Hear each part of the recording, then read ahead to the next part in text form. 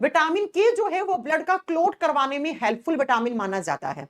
क्यों ma'am? Question ये तो किताब में भी लिखा है कि विटामिन के रक्त का थक्का जमाने में सहायक होता है। सबसे पहले ब्लड क्लोटिंग होता क्या है, रक्त का थक्का जमना क्या होता है? जब कभी भी आपको चोट लगती है तो चोट लगने के बाद आपका खून बाहर निकलता है शरीर से, थोड़ी देर के बाद आपकी ब्लीडिंग रुक जाती है।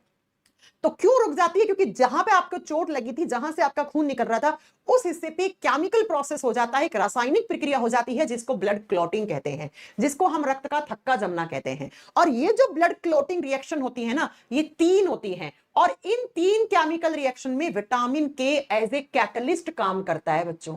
अब मैम ये कैटलिस्ट क्या होता है? कैटलिस्ट का मतलब होता है उत्प्रेरक। आपने पढ़ा होगा केमिस्ट्री में कि जब हम किसी केमिकल रिएक्शन में कैटलिस्ट ऐड कर देते हैं तो वो केमिकल रिएक्शन स्पीड पकड़ लेती है, तेजी से होना शुरू हो जाती है। तो क्योंकि ब्लड क्लॉटिंग में भी 3 केमिकल रिएक्शन होती हैं, रासायनिक अभिक्रियाएं होती हैं, और ये विटामिन के उन रासायनिक अभिक्रियाओं में एज ए कैटलिस्ट काम करता है, इसीलिए हम कहते हैं विटामिन के जो होता है वो रक्त का थक्का जमाने में सहायक होता है।